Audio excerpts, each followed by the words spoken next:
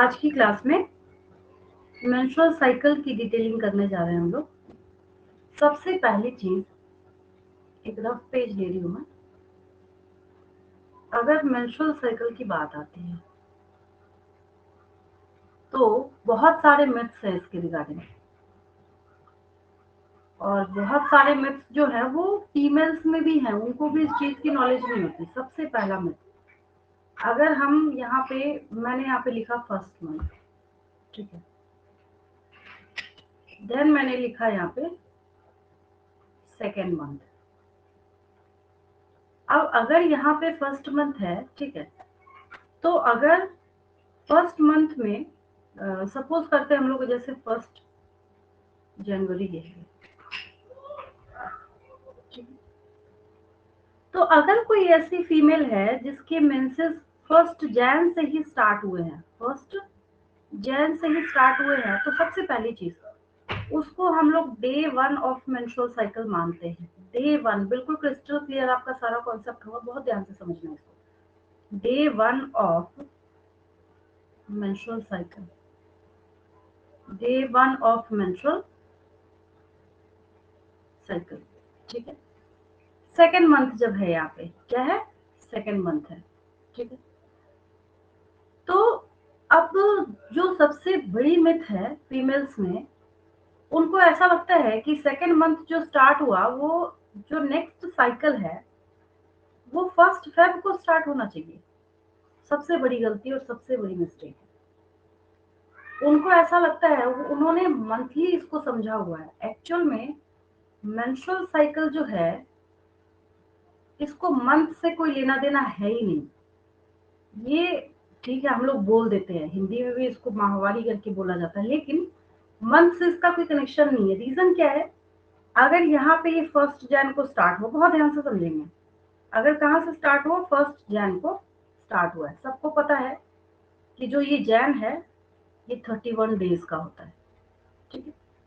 तो 31 डेज में जब इसको स्टार्ट कब होना है, स्टार्ट यहाँ पे किया जा रहा है 1 जैन को, 1 जनवरी को ये स्टार्ट हो रहा है।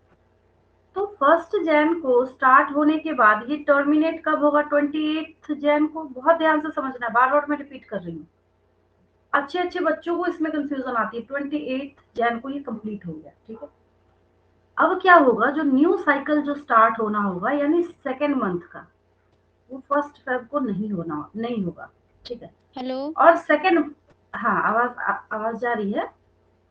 थोड़ा सा बस रिपीट कर दीजिए ना मैम, पीछे थोड़ा। अच्छा ठीक है, देखिए मैं ये कह रही हूँ आपको यहाँ पे कि अगर हम लोग यहाँ पे एक दूसरा पेज लेती हूँ, अगर इसको, क्योंकि रफ ही कर रही हूँ, जब तक आप देखेंगे नहीं आपको मेरी बात समझ नहीं आएगी। मैं क्या रिपीट कर रही थी कि ये जो मेंस्ट्रुअल साइकिल है, ये जो क्या है, मेंस्ट्रुअल साइकिल है, ठीक है। हमारे पास यहाँ पे ये जनवरी मंथ है और ये फेब मंथ है, ठीक है। ये है जनवरी और ये क्या है, फेब है, ठीक है। जनवरी 31 डेज का होता है, सबको पता है। फेब जो है ये 28, और अगर लीप ईयर है तो 29 डेज का होता है, ये सबको पता है, ठीक है। कैलेंडर की बात हम लोग नहीं कर रहे, ये इसलिए बीच में आ रहा है क्योंकि इसके रिगार्डिंग लोगों को बहुत ज्यादा कंफ्यूजन है, बहुत सारे मिथ्स है, फीमेल्स को भी मिथ है। आप अगर इसको पता करेंगे तो पता चलेगा कि बहुत ज्यादा जो इसमें कंफ्यूजन और मिथ्स है वो लोगों ने अपने दिमाग में रखा हुआ है, ठीक है। सबसे पहला मिथ, जैसे मैं बता रही थी कि अगर कोई फीमेल ऐसी है जिसका साइकिल जो है, मतलब फर्स्ट साइकिल या फिर कोई भी ऐसा साइकिल जो है जो 1 जैन से स्टार्ट हो रहा है, कब से स्टार्ट हो रहा है, 1 जैन से, ठीक है। तो 1 जैन से स्टार्ट होने का मतलब है कि उसके दिमाग में ये बात होगी कि नेक्स्ट साइकिल जो है वो 1 फेब को हो। यस और नो, है ना। उसने अपने दिमाग में इस चीज को बिठा के रखा हुआ है कि ये साइकिल जो है ये बिल्कुल रूटीन के अकॉर्डिंग ये मंथ को कनेक्ट करता हुआ चलता है, जबकि मंथ से इसका कोई भी लेना देना नहीं है। रीजन क्या है, क्या रीजन है इसका, ये रीजन है कि ये साइकिल जो है 28 डेज का होता है।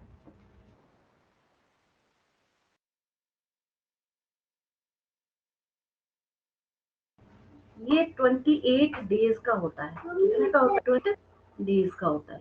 28 डेज का, ठीक है? 28 डेज का। हाँ ठीक है, वेरी गुड। तो यहाँ पे क्या है, ये जो जैन है, तो अगर ये साइकिल 1 जैन को स्टार्ट हुआ, कब स्टार्ट हुआ? जैन को स्टार्ट हुआ। हाँ ठीक है, 1 जैन को स्टार्ट हुआ। बंद कर दो, गेट बंद कर दो। अभी ला भी तो 1 जैन को अगर स्टार्ट हुआ, ठीक है, तो मिथ क्या है कि नेक्स्ट जो साइकिल है वो 1 फेब को होना चाहिए। यस और नो है ना?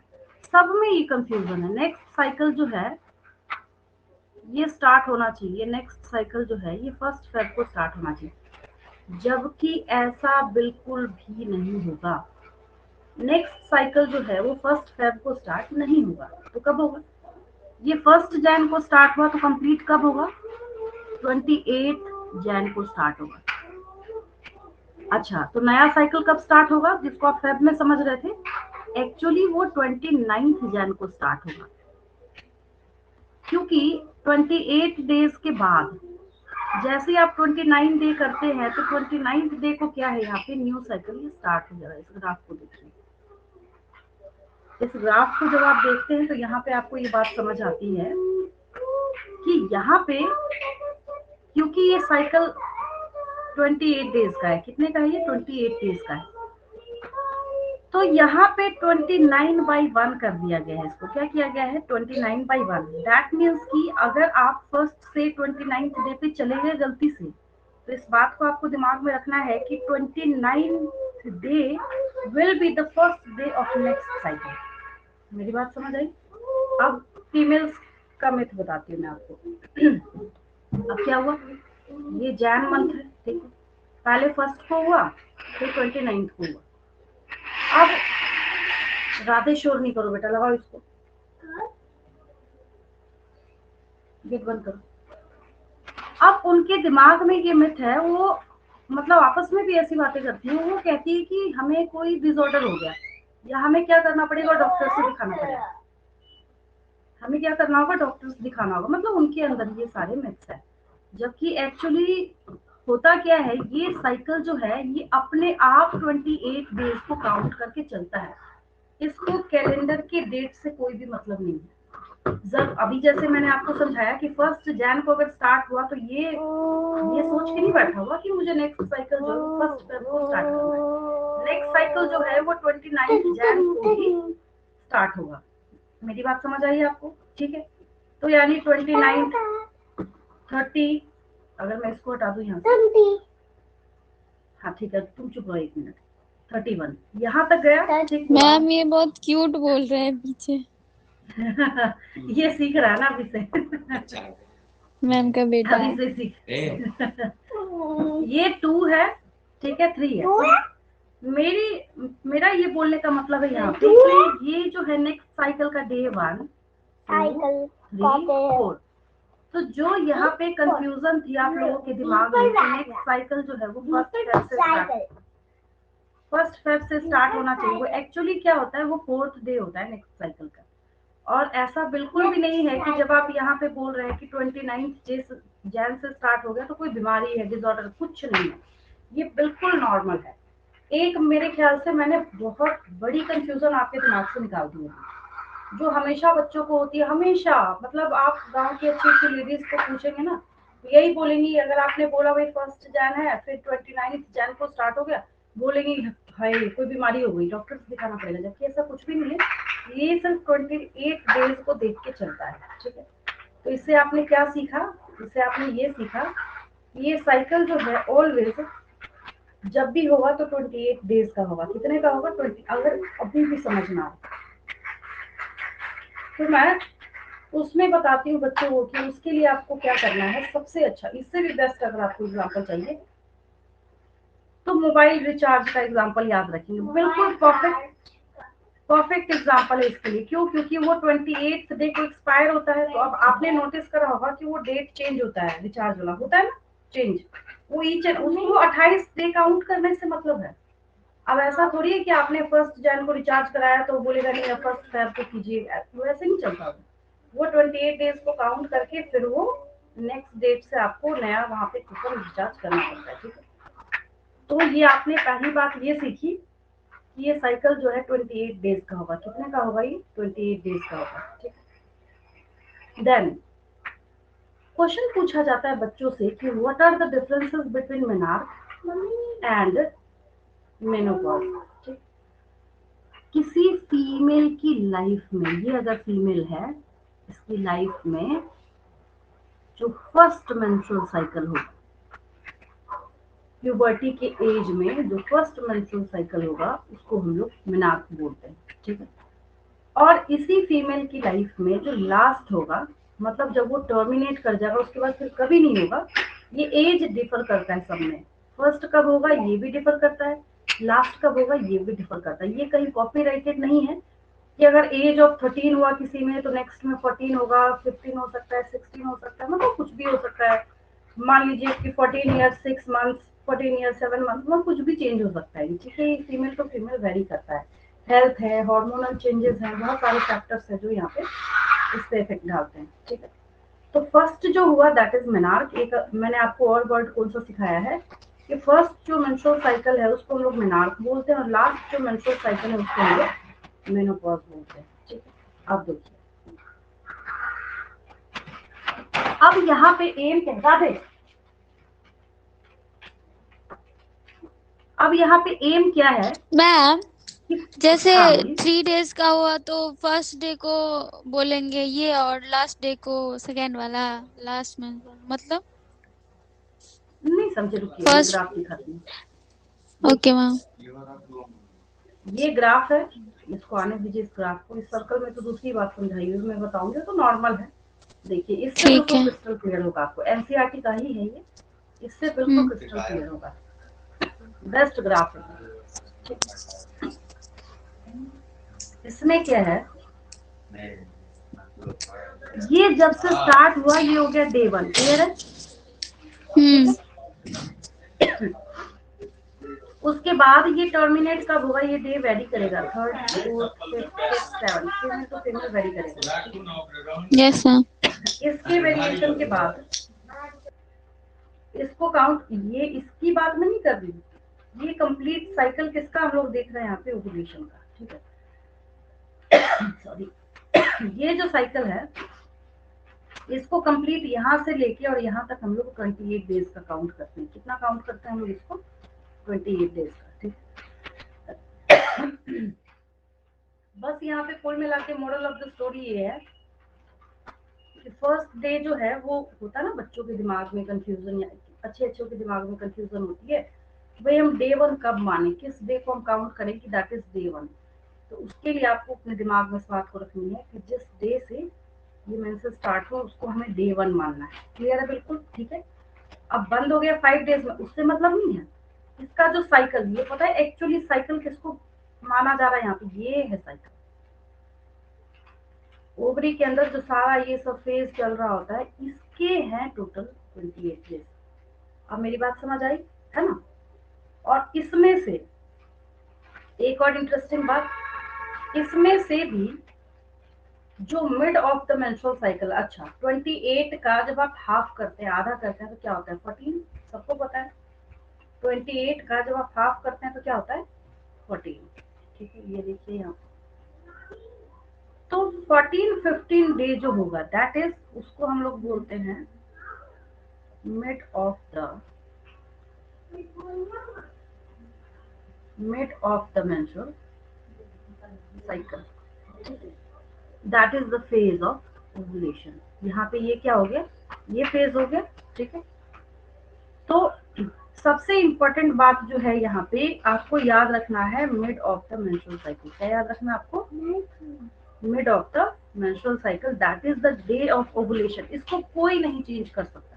आपसे जब कभी भी क्वेश्चन पूछा जाएगा mention the day of ovulation, आपको हमेशा ही लिखना है। आप दो में से एक बात लिख सकते हैं, या तो आप लिखे यहाँ पे mid of the menstrual cycle. अगर आपको ये नहीं लिखना तो आप लिख सकते हैं इसकी बजाय 14th और 15th day of menstrual cycle. सबको पता है मिड वही होता है, तो वही होगा। इसका क्या मतलब है ओवुलेशन, ये मैंने आपको जब इंट्रोडक्शन दिया था तब भी मैंने आपको समझाया था, जब मैंने आपको oogenesis और ओवुलेशन में फर्क समझाया था तब भी बताया था। अभी मैं आपको लिख देती हूँ, मेंशन कर देती हूँ। ये थोड़ा हैंग होना बंद हो, मैं लिख देती हूँ यहाँ पे। ठीक है। अब ये जो ग्राफ है ना, ये एक बार समझाने के बाद बच्चे इसको बिना देखे हुए बनाते हैं। आप भी फिर बिना देखे हुए इस ग्राफ को बना सकते हैं, ठीक है।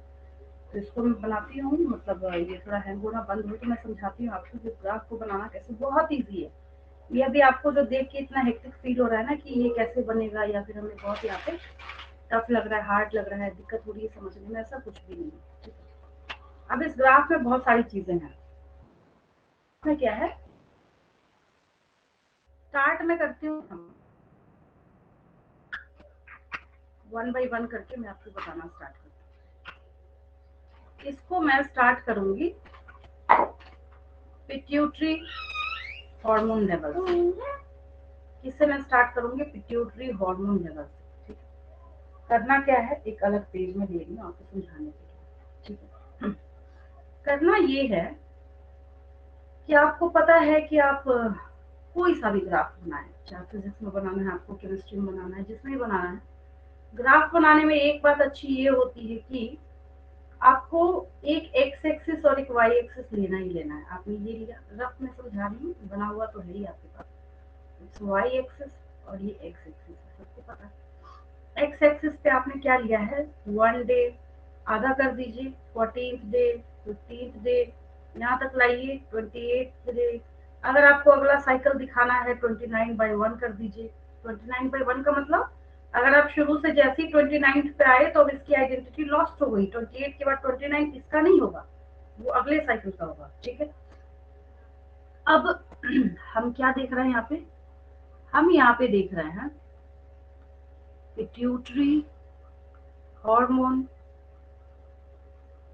लेवल्स। आप बिना देखे हुए गारंटी के साथ बना सकते हैं पिट्यूटरी हार्मोन लेवल्स, ठीक है। पिट्यूटरी हार्मोन्स जो है वो हमें दो देखना है, एक है ल्यूटिनाइजिंग हार्मोन और एक है फॉलिकल स्टिमुलेटिंग हार्मोन, ठीक है। एक क्या है, ल्यूटिनाइजिंग हार्मोन है, दूसरा फॉलिकल स्टिमुलेटिंग हार्मोन है, ठीक।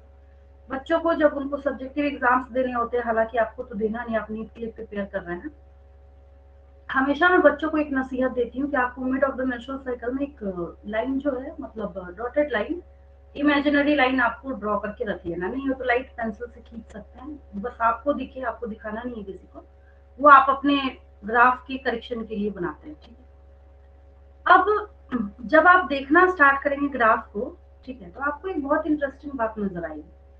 आपको ये दिखता है यहाँ पे कि जो ये फॉलिकल स्टिमुलेटिंग हार्मोन है, अगर आप इसको देख रहे हैं तो इसका भी एक पीक जो है वो आपको 14-15 डे, यहाँ देखिए, यहाँ नजर आ रहा है। मेरी लाइन टेढ़ी हो गई है बट आपको दिख रहा है ये कि ये कहाँ इसका पीक है, 14-15 डे के पास है, ठीक है। थोड़ा सा फिर ये राइज कब हुआ है, जब नया साइकिल स्टार्ट होना है। बात समझ आई? देन जब हम ल्यूटिनाइजिंग हार्मोन को देखते हैं तो इसकी भी वही कहानी है, पीक कब जाएगा, पीक इसका जाएगा 14-15 डे के पास, ठीक है। और फिर ये जाके यहाँ पे ऐसे नॉर्मल लेवल को अचीव करेगा, ठीक है। रीजन क्या है, रीजन ये है कि ये ओवुलेशन, अब ये कोई छोटा प्रोसेस तो है नहीं। ओवुलेशन मतलब एक ओवम का ओवरी के बाहर रिलीज हो जाना, जिसको यहाँ डायग्राम से शो किया जा रहा है। तो इसके लिए प्रॉपर किसी हार्मोनल ट्रिगर की रिक्वायरमेंट होती है। ट्रिगर मतलब कि कोई उसको धक्का मारे, पुश करे और वो बाहर भी दे। अब हमारी बॉडी में मॉनिटरिंग का काम सारे हार्मोन्स कर रहे हैं, जैसे बहुत सारी फीमेल होता ही नहीं, मेंस्ट्रुअल साइकिल तो जाके डॉक्टर से ट्रीटमेंट करा रहे हैं, कह रहे हैं हमें कोई दिक्कत है। ये रीजन क्या है, उनकी बॉडी में वो सारे हार्मोनल इम्बैलेंसेस है। तो अब ल्यूटिनाइजिंग हार्मोन है, फॉलिकल स्टिमुलेटिंग हार्मोन है, इन सारे हार्मोन्स के लेवल उनकी बॉडी में गड़बड़ है, तो करेगा कौन, होगा ही नहीं, पॉसिबल ही नहीं है ना।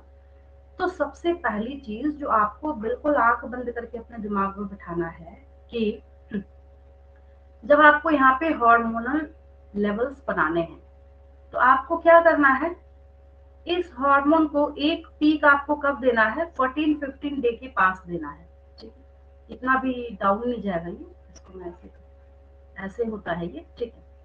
फिर ये क्या करेगा, जैसे 29/1 है तो थोड़ा सा इसको राइज करना है। रीजन ये है, नया साइकिल स्टार्ट करने के लिए भी आपने देखा होगा बहुत मूड स्विंग होता है, जो फीमेल्स होंगी बहुत ज्यादा मूड चिड़चिड़ा हो जाएगा। एक्चुअल में उनकी गलती नहीं होती, वो हार्मोनल इम्बैलेंसेस की वजह से बॉडी में इतने सारे चेंजेस आ रहे होते हैं, उसकी वजह से नर्वस सिस्टम पे इफेक्ट पड़ता है, ठीक है। ये रीजन होता है उसका, ठीक। तो ये हो गया एक को हम लोग यहाँ पे फॉलिकल स्टिमुलेटिंग हार्मोन, इसका पीक हमने यहाँ पे बनाया। देन हम ल्यूटिनाइजिंग हार्मोन की बात करते हैं, ठीक है। अब ये जो ल्यूटिनाइजिंग हार्मोन है ये भी अपना पीक लेके कहाँ जाएगा, ये भी 14-15 डे के पास लेके जाएगा, है ना। तो ये हो गया ल्यूटिनाइजिंग हार्मोन। और एक क्वेश्चन आता है, या इस टर्म को हम लोग बोलते हैं, इसको क्या बोलते हैं हम लोग, एलएच सर्ज। क्या बोलते हैं हम लोग इसको, एलएच सर्ज बोलते हैं। सर्ज मतलब बिल्कुल पीक पे बहुत ज्यादा सिक्रीशन करता हुआ, मतलब जब इसको ओवुलेशन करना होता है तो दोनों हार्मोन, फॉलिकल स्टिमुलेटिंग हार्मोन और ल्यूटिनाइजिंग हार्मोन, दोनों हार्मोन्स बहुत ज्यादा पीक पे होते हैं, बहुत ज्यादा सिक्रीट हो रहे होते हैं, ताकि ये इजिली ओवुलेशन को करा सके, ठीक है। तो पिट्यूटरी हार्मोन लेवल्स में ल्यूटिनाइजिंग हार्मोन और फॉलिकल स्टिमुलेटिंग हार्मोन, क्लास में ऑफलाइन जब बच्चे सामने बैठे होते हैं तो बोर्ड से इसको, अगर स्मार्ट बोर्ड हो तो हाइड करके, अगर व्हाइट बोर्ड हो तो इसको रब करके मैं बच्चों को बोलती हूँ उसको बिना देखे आपको बनाना है। कॉन्फिडेंस के साथ वो बनाते भी हैं, आप यही काम करेंगे, इसको बिना देखे वो बनाएंगे। अभी भी अगर आपके हाथ में नोटबुक है, आप इसको बिना देखे बनाएंगे, बन जाएगा आपसे, बिल्कुल बनेगा। दोनों पीक आपको शो करना है, एक है आपकी ल्यूटिनाइजिंग हार्मोन का, दूसरा है फॉलिकल स्टिमुलेटिंग हार्मोन का, ठीक है। तो इस ग्राफ का एक पार्ट मैंने आपको समझाया अभी, ठीक है। इस ग्राफ का मैंने क्या किया, आपको सिर्फ एक पार्ट जो है वो भी मैंने आपको समझाया है, जिसमें से आपने क्या सीखा। और हाँ, एक और इंटरेस्टिंग बात है कि ये जो यहाँ पे आपको फॉलिकल स्टिमुलेटिंग हार्मोन या ल्यूटिनाइजिंग हार्मोन दिख रहा है, these are not ovarian hormones, इसको ओवरी नहीं सिक्रीट करता, इसको पिट्यूटरी ग्लैंड सिक्रीट करता है।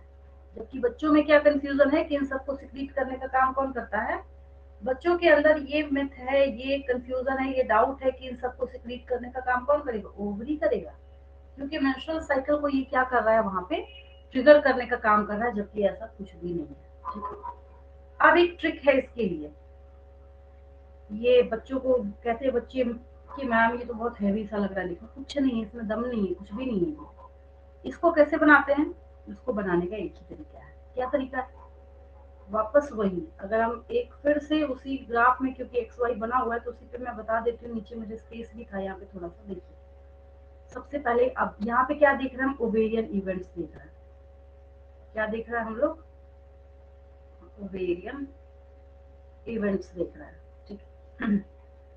अब इसमें सबसे पहले ओवरी से हमें ओवम को रिलीज होता हुआ दिखाना है, ओवरी से हमें क्या करना है, ओवम को रिलीज होता हुआ दिखाना है, ठीक है। तो क्वेश्चन है कि व्हाट इज ओवुलेशन, क्वेश्चन क्या है, व्हाट इज ओवुलेशन। तो release of ovum from ovary, release of ovum from ovary is known as ovulation, हम उसको क्या बोलते हैं, ओवुलेशन बोलते हैं।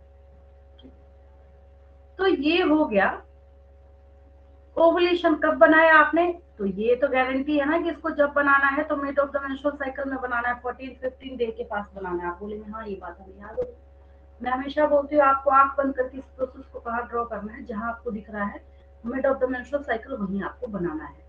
दूसरी बात, जब आपने mid of the menstrual cycle में ये बनाया है, अब क्या काम है आपका, अब कौन सा काम बचा आपका, अब आपको क्या करना है, डेवलपिंग ग्राफियन फॉलिकल्स बनाने हैं। ये फॉलिकल बना, इसका साइज थोड़ा और बड़ा कीजिए।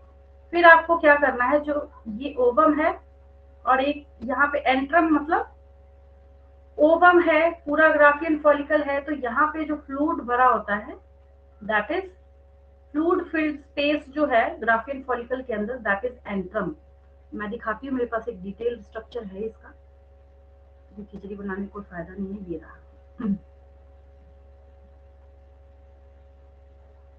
इसकी भी डिटेलिंग मैं करूंगी आपको आगे जाके, जाने की जरूरत नहीं है, बट हाँ एंट्रम जो है बहुत ज्यादा इंपॉर्टेंट है, काफी ज्यादा पूछा जाता है, तो डायग्राम एटलीस्ट मैं दिखाई देती हूँ, उससे पहले लर्न कर लेंगे।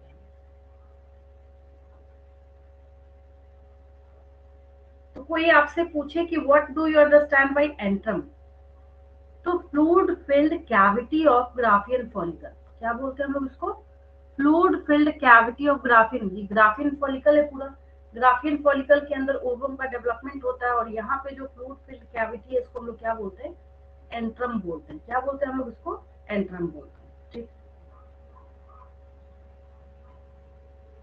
और ये जो स्टेजेस है, जैसे मैंने एक बनाया, फिर आपने दूसरा बनाया, तीसरा बनाया, चौथा बनाया, कई किताबों में क्या होता है 4 दिया होता है, 4 में ही वो क्या करते हैं डेवलपिंग ग्राफिन, मतलब कंप्लीटली डेवलप्ड ग्राफिन फॉलिकल को दिखा दिया। एनसीईआरटी बुक में जब आप देखेंगे तो 1 2 3 4 5 तक बना हुआ है। एनसीईआरटी बुक में क्या है, जब आप देखेंगे उसमें ये 5 तक ले गया है। आपकी मर्जी, बनाइए, आपको 6 बनाने का मन है बनाइए 6, कोई दिक्कत नहीं है, समझ आना चाहिए बस आपको, ठीक है। चलिए, ये ग्राफियन फॉलिकल का डिटेल स्ट्रक्चर है। क्या ये ग्राफियन, ये किससे भी बड़ा था शायद मेरे पास, शायद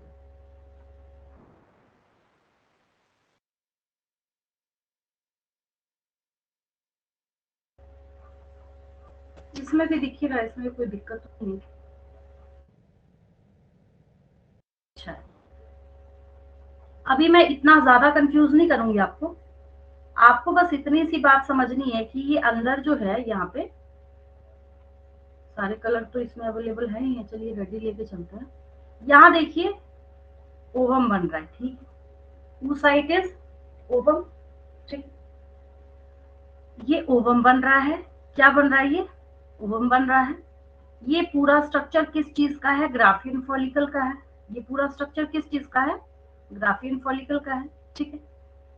अब इसने क्या किया हुआ है, बाहर भी इसमें ये देखिए सेल्स की लाइनिंग है ना, आगे और भी आपको देख के पता चली था, और डिटेलिंग है।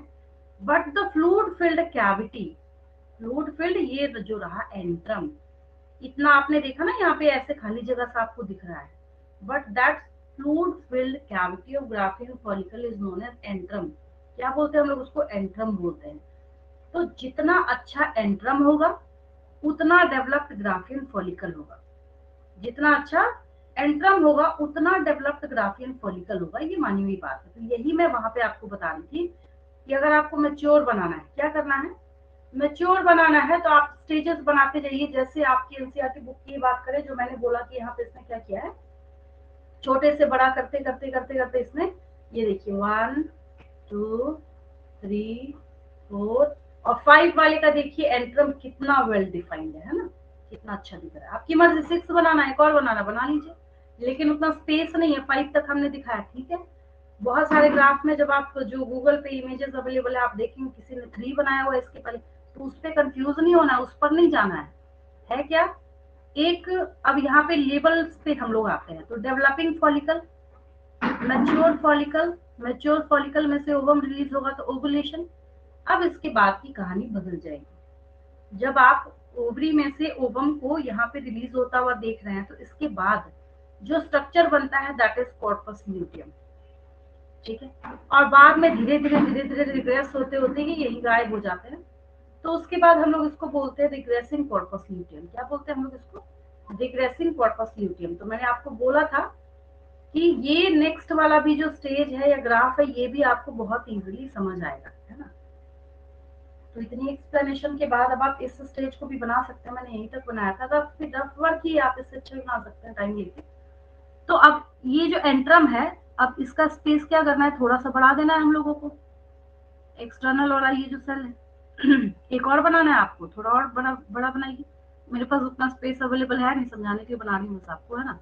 तो इसका एंट्रम जो है और अच्छा वेल डिफाइंड बना देना है। तो क्या हो गया, यहाँ से यहाँ तक लिख दीजिए ट्रिक के बेसिस पे। ये क्या है भाई, डेवलपिंग फॉलिकल है, कोई दिक्कत है, कोई दिक्कत नहीं है।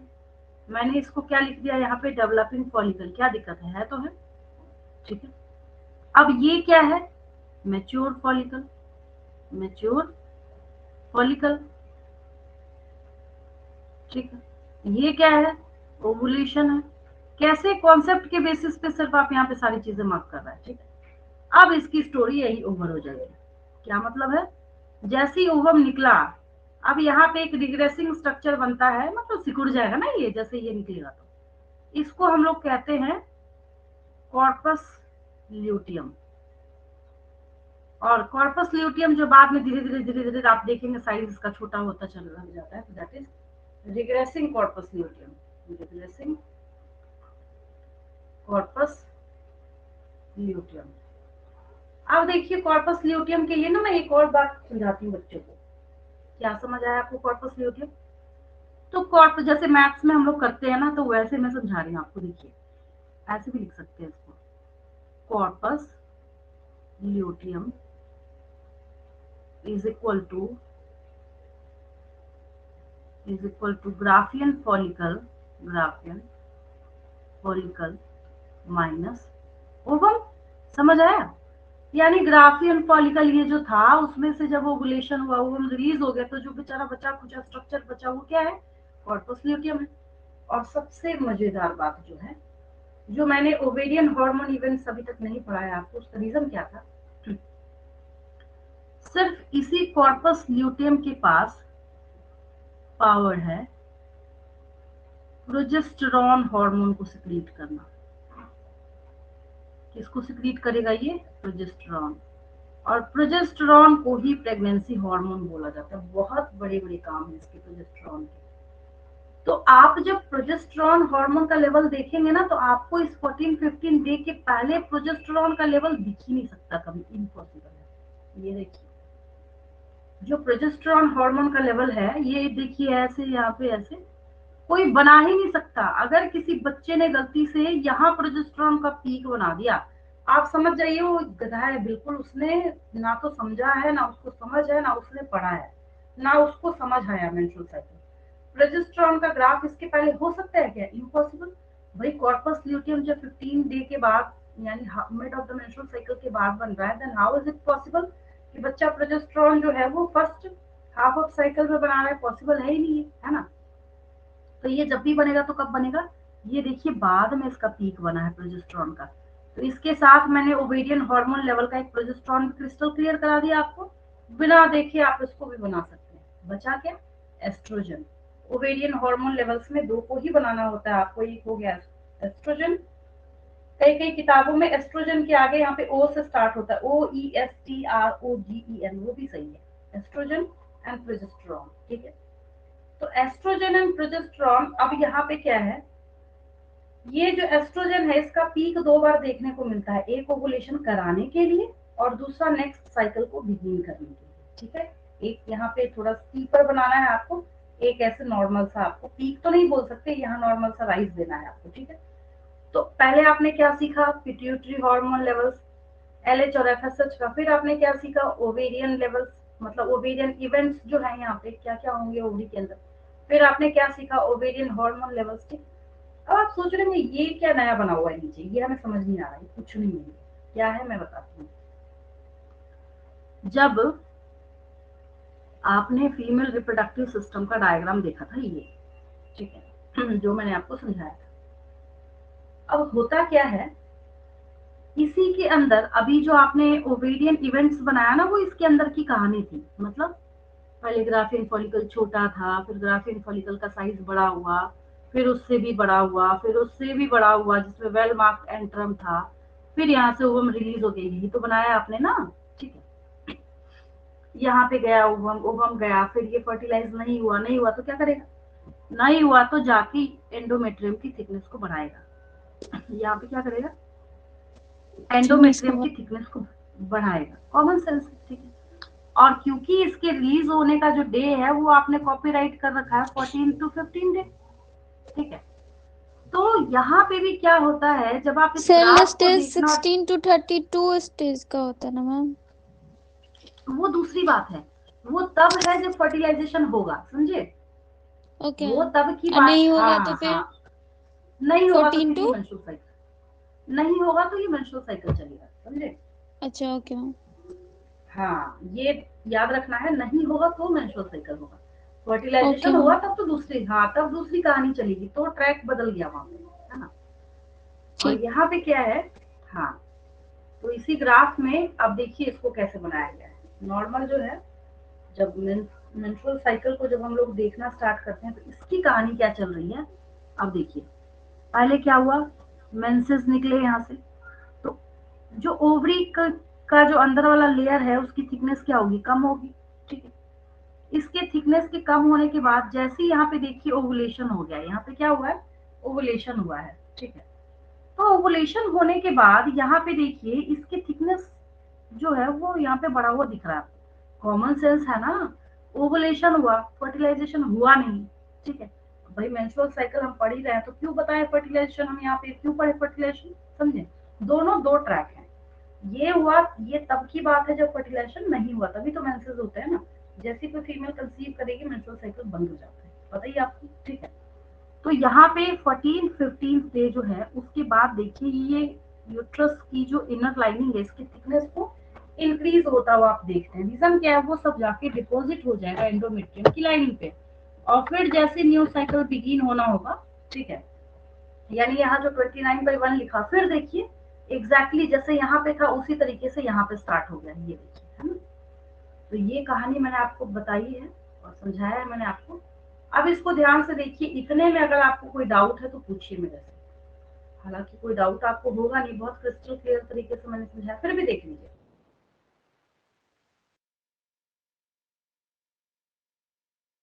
कोई बात समझ नहीं आ रही तो उसको पूछ लीजिए। मैं बच्चों को ट्रिक बता रही थी, सब्जेक्टिव एग्जाम जो बच्चे पढ़ते थे, तो बच्चे बोले मैम कैसे कैसे बनाना है, हमें समझ नहीं आ रहा। तो वही मैंने बोला इसमें समझने वाली कौन सी बात है।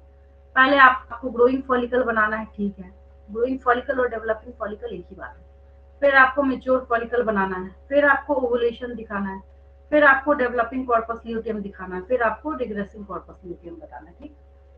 अब लिखना क्या है, सेकेंडरी वर्क है, पहले आपके पास क्या होना चाहिए, कॉन्सेप्ट होना चाहिए, ठीक है। तो ये मेंस्ट्रुअल साइकिल जो है इसको आपने बिल्कुल क्रिस्टल क्लियर करके आपने इसको क्या किया है, कंप्लीट किया है।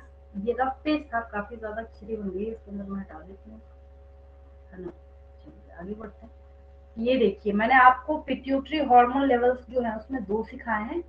एक आपने सीखा है इसके अंदर ल्यूटिनाइजिंग हार्मोन, एक क्या सीखा है आपने, ल्यूटिनाइजिंग हार्मोन। और ल्यूटिनाइजिंग हार्मोन में ही क्या होता है, एलएच सर्ज होता है ना। मतलब जब ल्यूटिनाइजिंग हार्मोन का लेवल बहुत ज्यादा हो तो उसको आप क्या टर्म देते हैं, एलएच सर्ज, ठीक है। दूसरा आपने क्या देखा था, एफएसएच मतलब फॉलिकल स्टिमुलेटिंग हार्मोन, ठीक है। ये दो ही क्या है, पिट्यूटरी हार्मोन लेवल्स है। आगे चलते हैं हम लोग। अब आखिर जो एलएच सर्ज है उसका ओवुलेशन के प्रोसेस में रोल क्या है, करता क्या है वो, ठीक है। तो वही बात है फिर वापस कि acute rise of LH मतलब luteinizing hormone triggers ovulation and development of the corpus luteum। पहली बात तो ये बोलेगा कि भाई ओवम रिलीज हो जाए, ओवुलेशन हो जाए। और जैसे ही ओवम रिलीज होगा तो ओवम के रिलीज होने के बाद फिर क्या होता है, रिग्रेसिंग स्ट्रक्चर जो है वो कॉर्पस ल्यूटियम भी तो बनता है ना। ये श्रिंक हुआ स्ट्रक्चर जो है दैट इज कॉर्पस ल्यूटियम। तो ये दोनों काम किसके जिम्मे दिया गया है, एलएच सर्ज को बोला गया है कि तुम ही क्या करो, दोनों काम करो। तो ये कॉर्पस ल्यूटियम का बनना प्लस ओवुलेशन, यानी पहले ओवुलेशन होगा बाद में कॉर्पस ल्यूटियम बनेगा, ठीक है। ये दोनों काम जो है, ये दोनों रिस्पॉन्सिबिलिटीज किसको दी गई है, ल्यूटिनाइजिंग हार्मोन को, ठीक है। देन कुछ क्वेश्चंस में दे दूंगी जैसे क्लियर हो जाएगा। देखिए अब यहाँ पे ओवरी है, ठीक है। ओवरी के अंदर यहीं से तो ओवम बन के रिलीज हो रहा था ना। तो ओवरी के अंदर जैसे मैं बार बार वहां भी पूछ रही थी, what are the differences between oogenesis and ovulation. oogenesis within the ovary हो जाएगा और ओवुलेशन में तो आप बाहर ही कर रहे हैं उसको, ठीक है।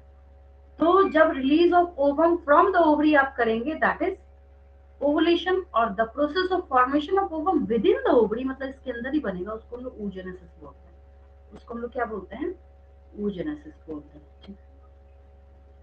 हाँ oogenesis अब नया टॉपिक स्टार्ट होगा, उसके पहले मैं आपको क्वेश्चंस दे देती हूँ ताकि मैं नेक्स्ट क्लास में न्यू टॉपिक स्टार्ट कर सकूँ, है ना। वो भी काफी टाइम कंज्यूमिंग है क्योंकि उसके ऊपर तो सारी चीजें बेस्ड है ना। आज में हम इतना ही इसी में रहने देते हैं हाँ क्वेश्चंस थोड़ा। में दे देती हूँ, हाँ हाँ मैम। क्वेश्चंस में दे देती हूँ, हाँ क्योंकि ग्राफ वगैरह भी बनाएंगे ना आप, यस वो भी मैम। आपको प्रैक्टिस, हाँ प्रैक्टिस भी तो उतना करना होगा ना। चलिए कुछ आसान आसान से क्वेश्चन में कराती हूँ, कीजिए।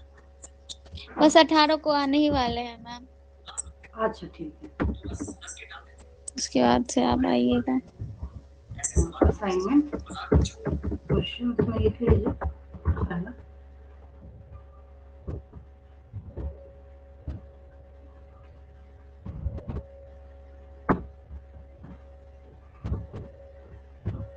Mention the time of ovulation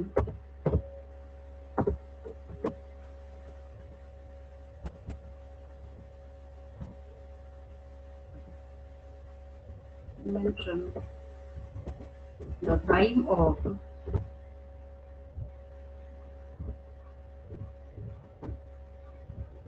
ovulation क्या हो जाएगा? Mid of the menstrual cycle या 14-15 day of menstrual cycle. Mention the time of ovulation.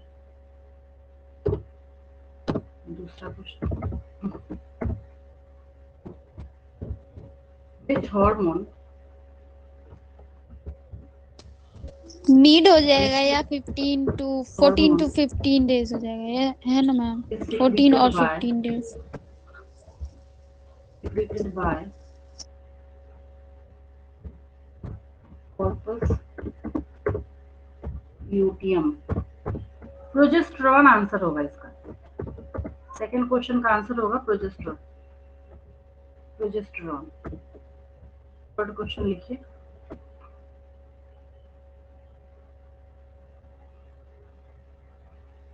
mention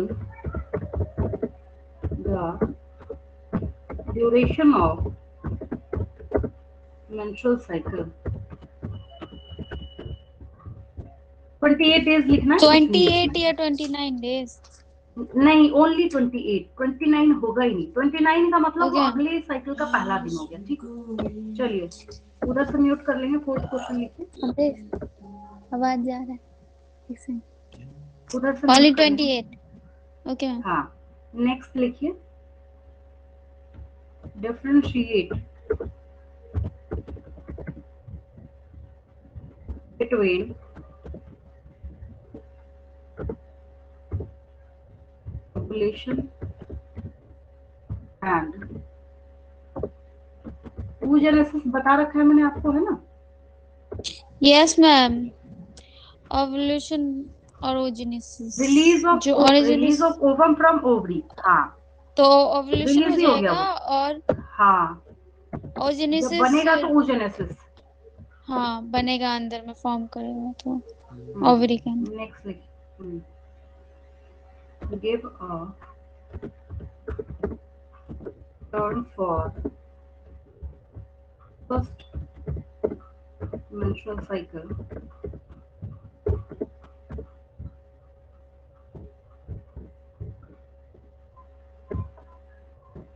in females। Menarche हो जाएगा इसका answer. Six question menarche, yes ma'am.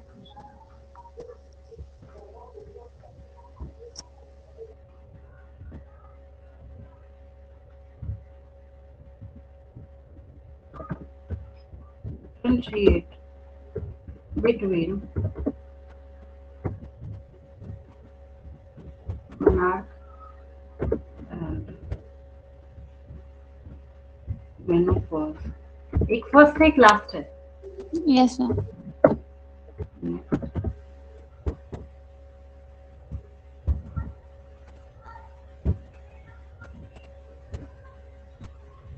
Mention the names of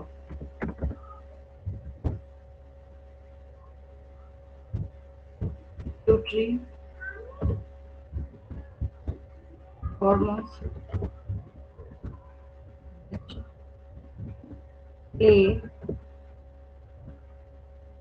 which play an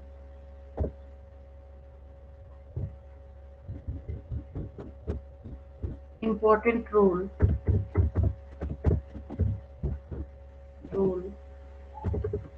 in maintenance of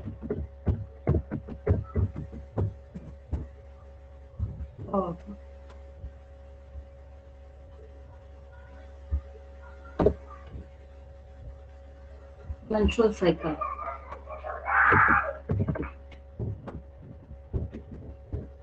menstrual cycle। Pituitary hormone, luteinizing hormone और follicle stimulating hormone. एक question लिखिए।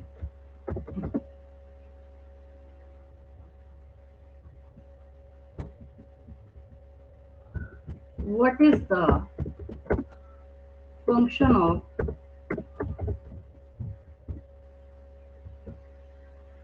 LH surge? आपको साफ साफ इसमें लिखना है कि LH surge triggers ovulation and after ovulation it is responsible for formation of corpus luteum। मतलब दोनों काम इसके जिम्मे हैं। 9th क्वेश्चन लिखिए।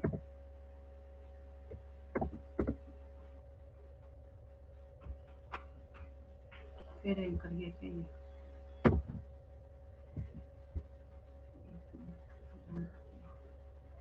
इन कर्सर ही नहीं नजर आ रहा इसमें।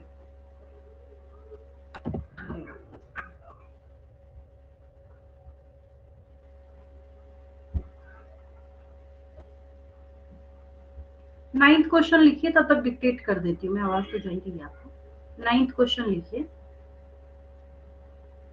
Mention the names of 2 ovarian hormones. Ninth question लिखिए, mention the names of of 2 ovarian hormones. उसमें आपको एस्ट्रोजन एंड प्रोजेस्टेरॉन लिखना है। 2 ovarian हॉर्मोन्स, उसमें आंसर में आपको एस्ट्रोजन एंड प्रोजेस्टेरॉन लिखना है। Okay ma'am.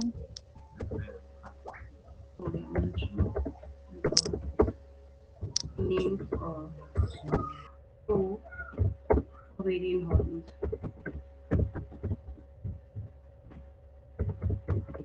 Next last question लिख लीजिए, वही क्या छोटा छोटा है, 1 वर्ड का। एक लास्ट आपको पता ही है, मैं यही दूंगी आपको, उम्मीद करती हूँ आप बिना देखे बनाएंगे।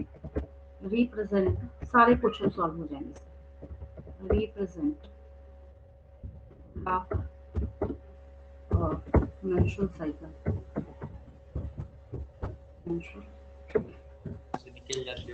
वर्ल्ड का सबसे इजी ये है मैम। इजी क्या होगा है? ना आपके लिए, है ना? हाँ, ग्राफ समझने के बाद तो और भी। हाँ ये है ग्राफ है, काफी इजी हो गया आपके लिए, है ना? बाकी यस जो है मैम। इसके बाद हम लोग नेक्स्ट क्लास में करते हैं। पहले भी नेक्स्ट बनाए क्लास थे, में 12th में थे तो देख के लगता था ये क्या है, दिमाग में घुसता ही नहीं था मेरे। अब इजी हो गया ना, अब इसको बिना देखे हुए गारंटी के साथ आप बना सकते। पहले मैंने बोला एक बार समझने यस के मैम। बाद क्या ये चीजें जो है आपके लिए आसान हो जाएंगी। ठीक है मैम।